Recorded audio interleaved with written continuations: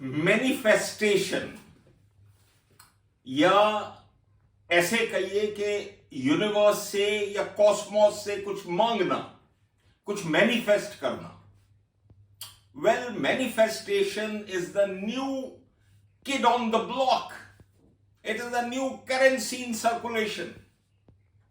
It is being circulated as a remedy to everything in life.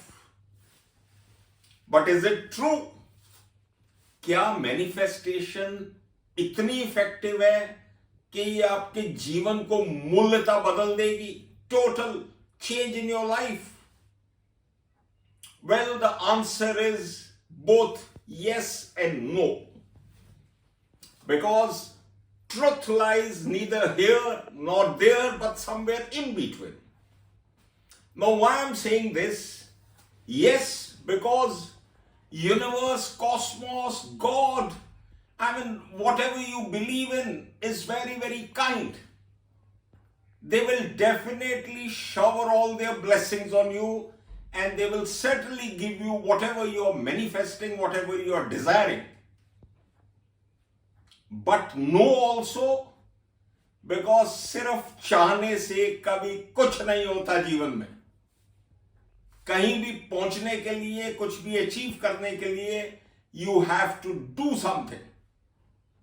मैं आपको इसका एक एग्जांपल देता हूं कि अगर सपोज मैं ये मैनिफेस्ट करूं कि नेक्स्ट वीक तक मेरे पास एक हेलीकॉप्टर आ जाए या मैं अरबपति बन जाऊं, is it possible? No, it is not possible.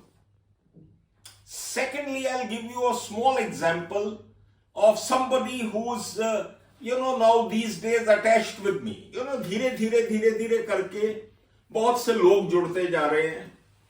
And this gentleman, in fact, he's a young man. उसको जो है ना तो अपनी जबान पे कोई कंट्रोल है, ना अपनी वाणी पे कोई कंट्रोल है. खाने पीने में he is bloody, I mean what should I से, जो सामने आया खा जाओ.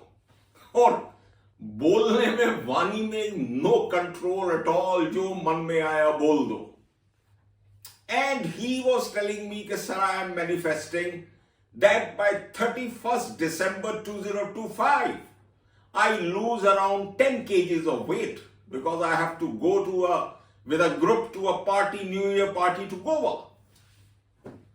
अब देखिए, ऐसा है, ये छोटी सी चीज है, इसको समझिए.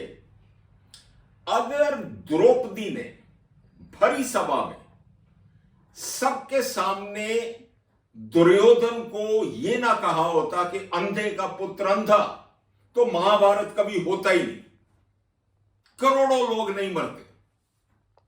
We have to learn to control our tongue.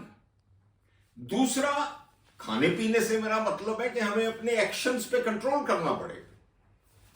आप मैनिफेस्ट कीजिए, जरूर कीजिए, बल्कि मैं तो कहता हूं अपने टारगेट्स लिख के रखिए. Like I always write, what is in my bucket list, what are my 5 targets for next 6 months or 1 year. और फिर उस एक एक चीज को अचीव करने के लिए जुट जाइए सत्कर्म में और भक्ति के साथ. Because wishing anything alone doesn't work, you have to sweat it out. Operation Sindoor हुआ, युद्ध हुआ, हमने ऐसी ब्लडी उनको मुंह की मारी, ऐसी डिफीट की, लेकिन क्या ये सिर्फ सोचने से हो जाता? No.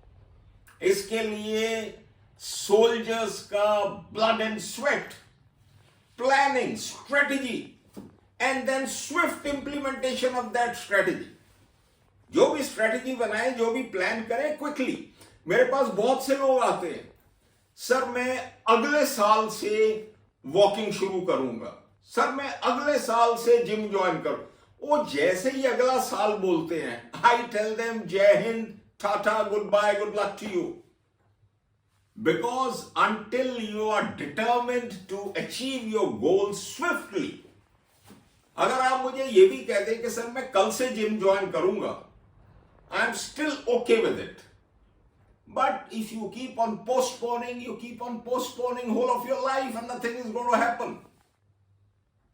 So friends, all I want to tell you today is manifestation positive, assertive thinking definitely works.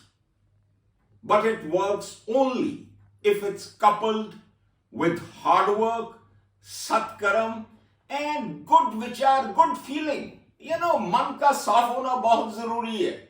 वो काले मन से किया हुआ कोई भी कार्य वो काला ही हो जाता है.